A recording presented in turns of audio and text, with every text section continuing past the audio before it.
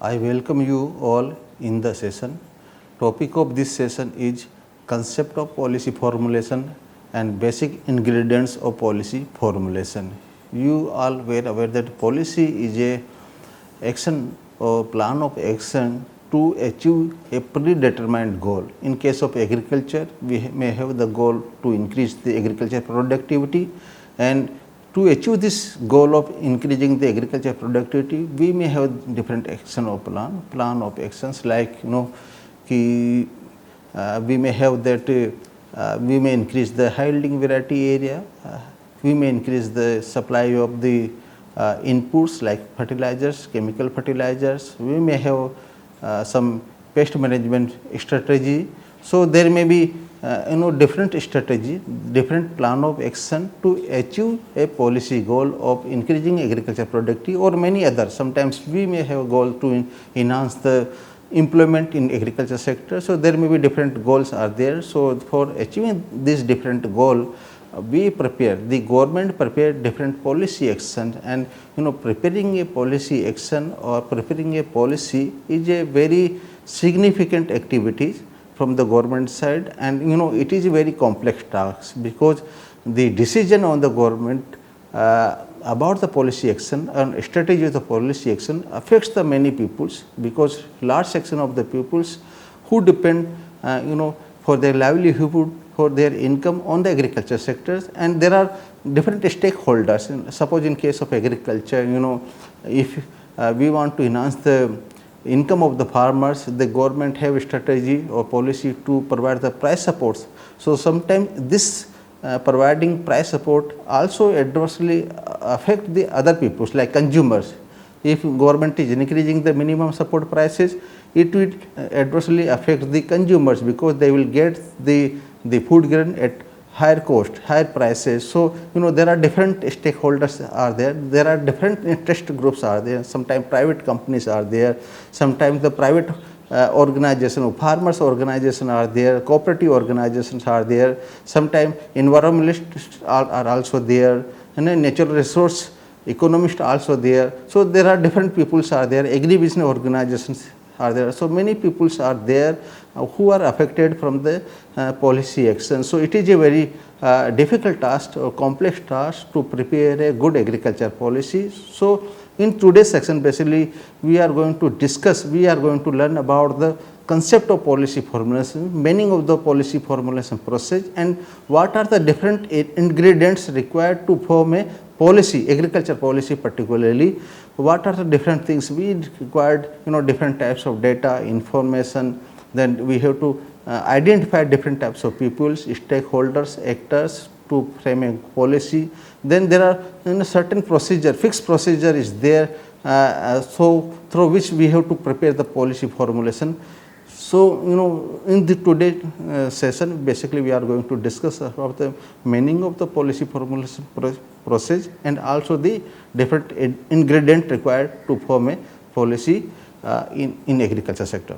Let us start with the concept of policy formulation. Basically, it is a political and economic process. Political and economic process means the major actors we can say are the political institution, our political parties or leaders who are elected by the people, because we are a democratic society. So, every decision is taken by the elected people. So, these political parties or elected peoples, they have their own vision, they have their own agenda, they have missed to the common people that after winning the election they will do this much activities for the welfare of the common people. So, they have their political interest. So, and this is also an economic process, because it involves the the resources, the human resources, the physical resources, we need to have some investment, capital resources. So, the government or bureaucrats or administration, they want to achieve some efficiency,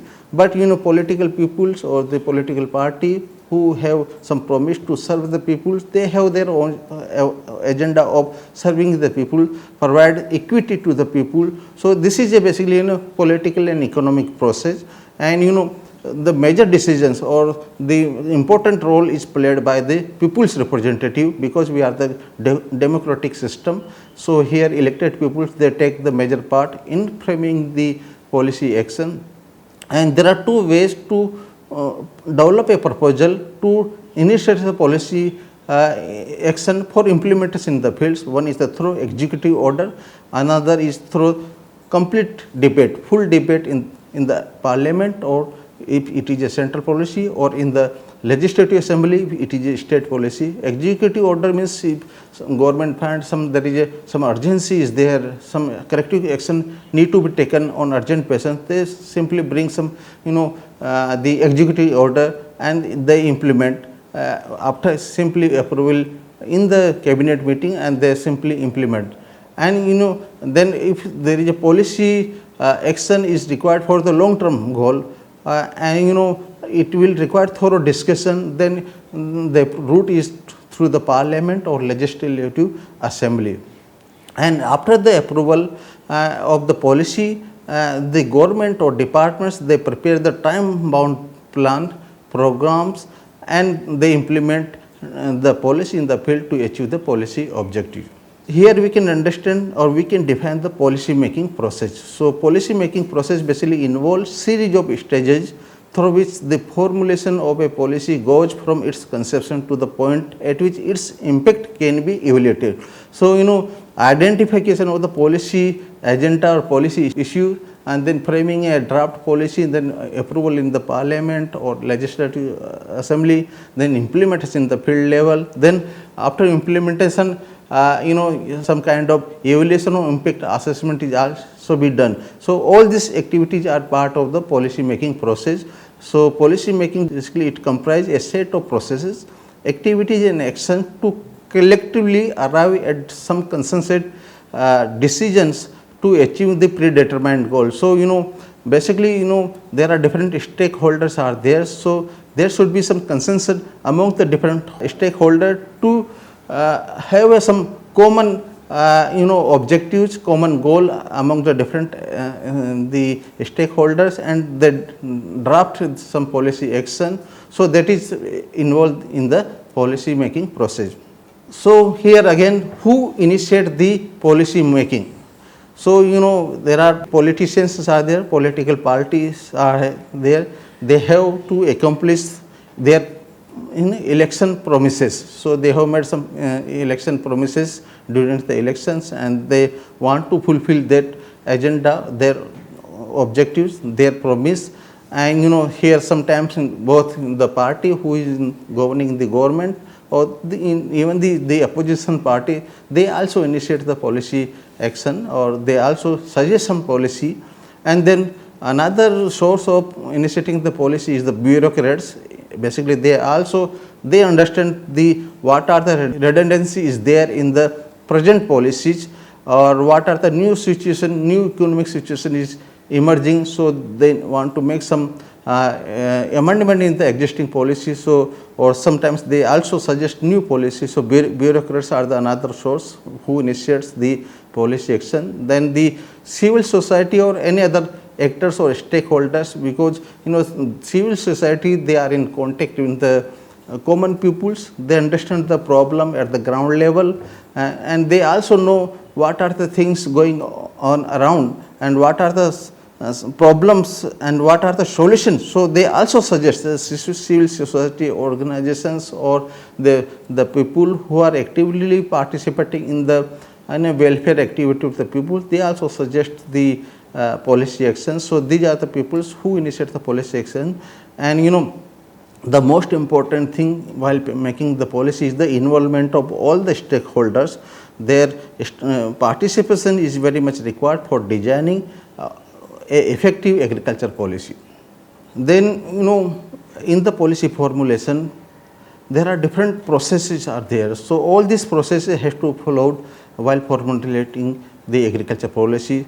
And basically policy formulation start from the identifying the policy issues, what is the problem in actual at the ground level. So, they identify some issues like we can say there is unemployment in a particular region, the farmers' income is not good in a certain specific area, we can say in the dry land areas or arid zone, the income of the people is not there, the productivity is very less compared to compared to the potential yield. So we can say the first stage start in the policy formulation is from the identification of the policy issues. Then based on the policy issues, the policy maker, they specify the policy objectives, then they design and select the policy options. There may be different options to achieve the policy goal. So they design or select the appropriate policy action, then it goes for implementation, and then monitoring and evaluation of the policy outcome. This is done in the last. And here we need to also understand that there is a difference between policy formulation and policy making. Policy making basically comprises of all the stages, starting from the identification of policy issues to framing a policy action, then implementation at the field levels, and even the monitoring and evaluation of the policy outcome. But in case of policy formulation, the initial part of policy making, excluding the implementation, monitoring and evaluation part. So in case of policy formulation, these three stages, implementation, monitoring, evaluations, are not included. The initial part up to policy making, initial part up to policy drafting, that is a part of policy formulation. Now we will move to what are the different ingredients of policy formulation. So there are some essential ingredients which are required to frame the good agriculture policy. The important ingredients are information and database, in-depth analysis of data and information, actors and stakeholders, capacity building, creation of policy network, resource competitiveness, risk and trade-off, interface with department, state institution, other stakeholders. These are the different ingredients. Now we will understand about each of these ingredients in detail. The first ingredient is the information and database. Actually, this information and database are required at every stage of policy formulation, and we need different types of data and data of different natures we required while formulating a policy. And actually we need to have a data on the existing policy also, and what are the feedback on existing policy. These two things are very important, and if the present policy is not capable in dealing with the emerging problem of farming, then a new policy is required to be formulated. So information is also required on the actual or on the existing policies, and then also we need to have the information about the performance of that policy which are being implemented currently. So and data of different types, we need to have primary data, we need to have the secondary data, we need to have socioeconomic data, we need to have production data. So different types of data are required for formulation of agriculture policy. And these actors and stakeholders, actually they rely on the policies, on the various source of the information for influencing the policy formulation process. Based on the data available with them, they influence the policy formulation, they influence the identification of objectives, they influence the strategy to bring the to implement the or to initiate the action to achieve the goals. So based on the information, actually the actors and stakeholders, they suggest the objective identification and as well as the identification of strategies to implement or to achieve the policy goal. And after the collecting the data, we need to analyze and interpret the data. That is also very much, because based on the data we have to interpret the results. We need to draw some conclusions. For that, analysis and interpretation is very much important.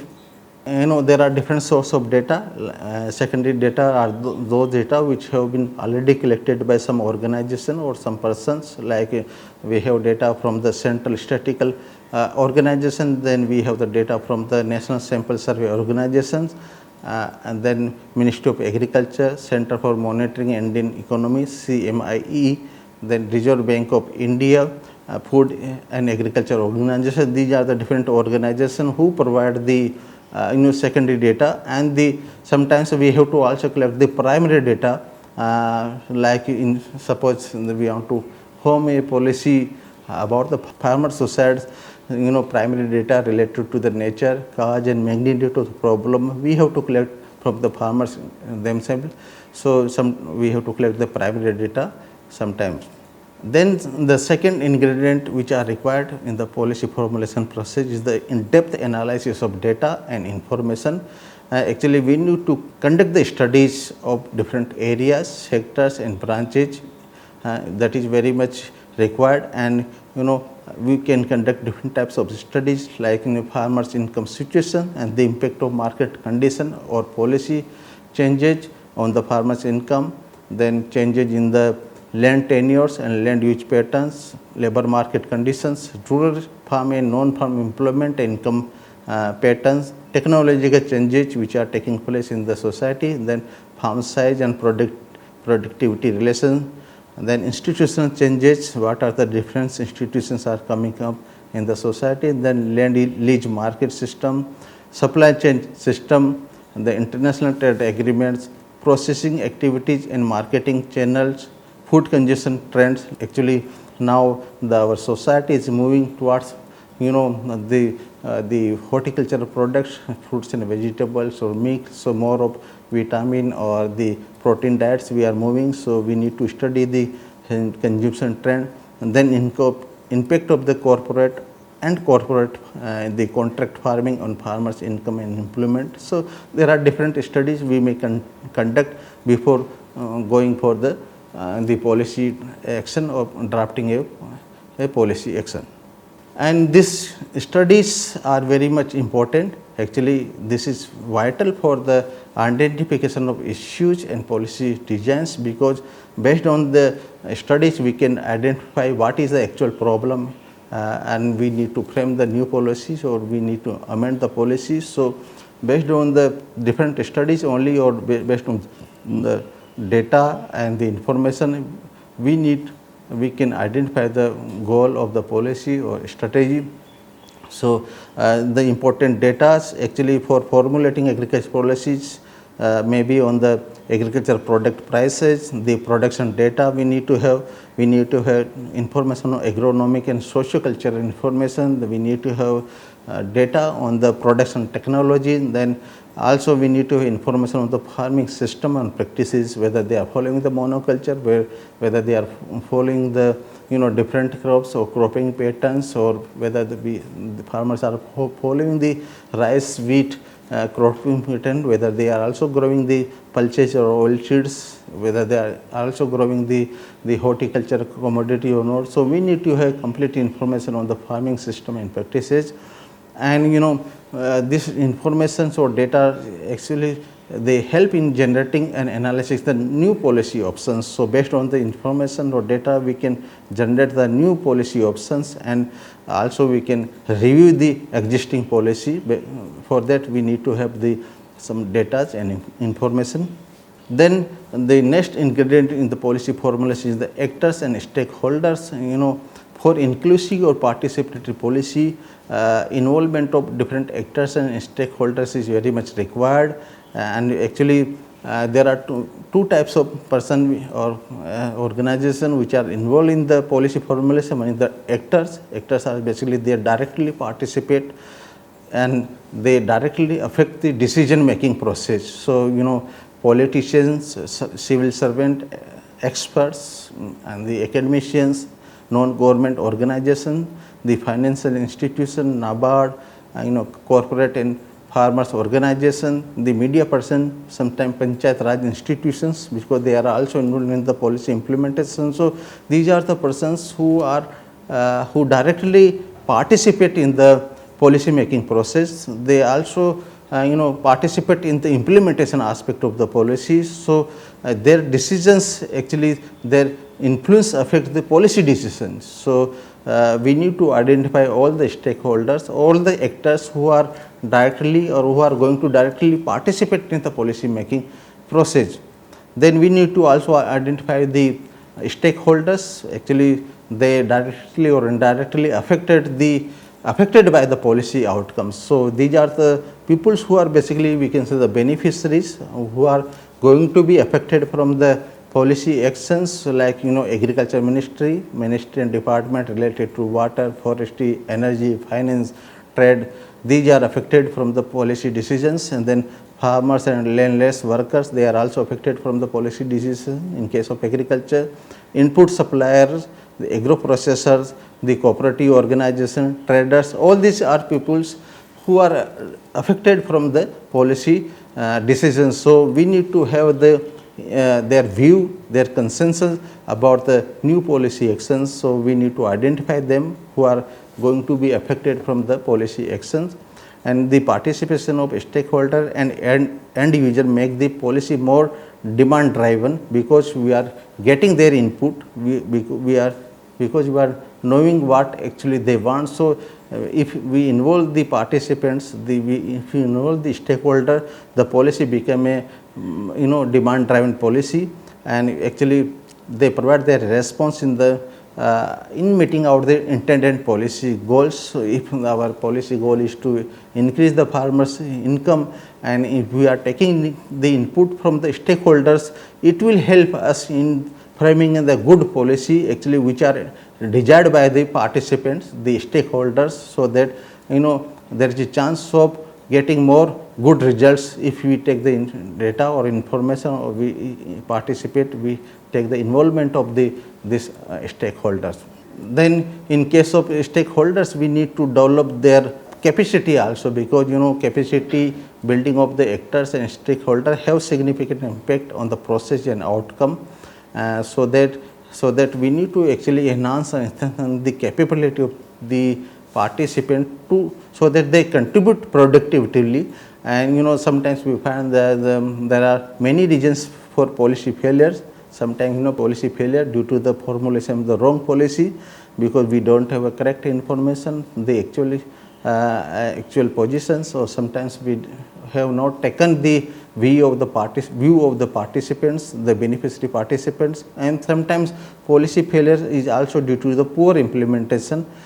Even if the right policy is there, policy implementation is not good, so policy will be failure. So actually, for avoiding such problem, actually we need to have the capacity building of all the actors and stakeholders, and for that purpose we need to conduct the training programs, we need to create the awareness program, and we need to equip the participants and the actors, stakeholder with all the necessary information. We need to provide them all the data and information, so they can suggest the real or actual position of policy formulation or actual requirement of the policy formulation, and they can suggest the action, the strategy which can be implementable at the field level.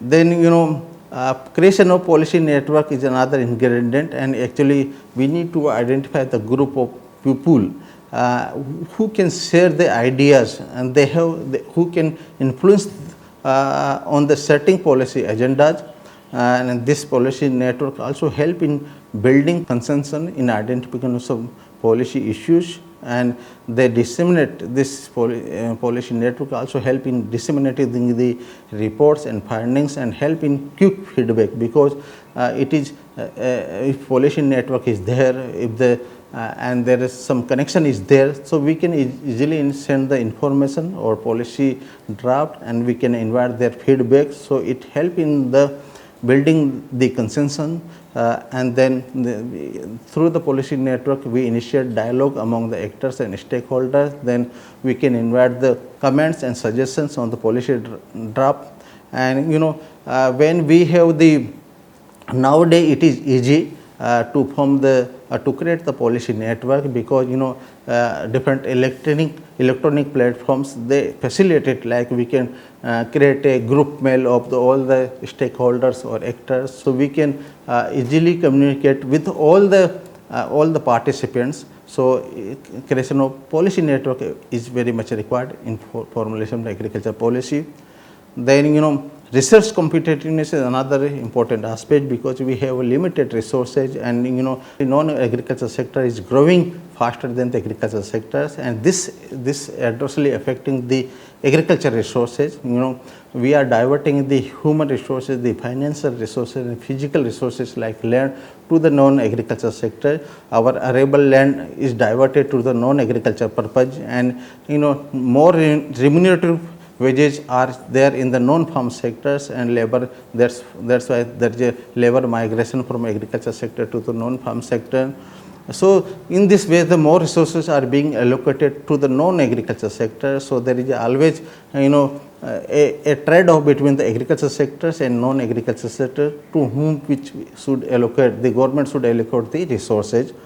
Then risk and trade-off is another ingredient here. Very intelligently the government or policy maker, they should take the decision, because agriculture policy making process is very complicated process because of nature of the agriculture sectors, its contribution in the employment, food security and raw material, and in agriculture policy issues are linked with the issues of other ministries and department also. We have different intergroups, intersectors, interministerial conflict in agriculture policy, because all this conflict between the groups and between the sectors, between the ministry need to be resolved through the building consensus and compromises. And different interest group, they are the actor in the policy making that suggest different type of goals, different types of policy actions. So in a case of agriculture, we have the multiple goal, but they are also a conflicting goal. So we need to have decisions about the trade-off between the efficiency or equity, whether we want to increase the productivity, whether we want to have the environmental protection in the society. So sometimes we need to have decision about the food security and fuel security. Recently government allowed the conversion of rice for the use of the rice for the ethanol production. So such type of issues we need to be tackled very clearly, and this trade-off arises due to the limited resources and their competing uses are there in the society. That's why the trade-off is emerges. Then next ingredient is the interface with the department, institution and other stakeholders. Suppose we are developing a national agriculture policy, we have the national agriculture policy. So this policy is for the nation, not a central government policy. So basically agriculture is the state subject, and there are different complementary sectors which are related to the agriculture, like irrigation, the power and transport. All these different sectors are under the state government. So we need to have proper consensus, proper interface, proper communication with the state government while formulating the national policy. So there are public sector is also there, the private sector is also there, and we need to have effective coordination and communication among the various ministries, department, institution, and we need to have coordination and communication with the relevant interest groups like consumers, the traders, the farmers. Then we need to have the communication and coordination with the state level institution and their organization. So we need to, while formulating the agriculture policy, we need to incorporate region and state specific issues in the policy design. Now we can sum up this session that policy making is a political and economic process. It involves a number of processes in starting from the identifying the policy issue to impact assessment, and there are different ingredients in the policy formulation process like the information and data phase, in-depth analysis of the data and information we have to do. Then we have to identify the actors and stakeholders. Then we need to build the capacity of these actors and stakeholders. Then we have to create the policy networks so that proper communication is there between all the actors and stakeholders. We can get their feedback, their comments, their suggestion on the drafted policy action. Then we have the resource competitiveness because we have limited budget, we have limited our physical resources, we have the limited capital. So we need to identify how we can best use this competitive resources among the different sectors, and then we have to take the decision about the risk and trade-offs, because policy of agriculture sector is also linked with different sectors, different departments, different ministries, and also we need to develop the interface with the department, state institution and other stakeholders for formulation of a good agriculture policy. Thank you.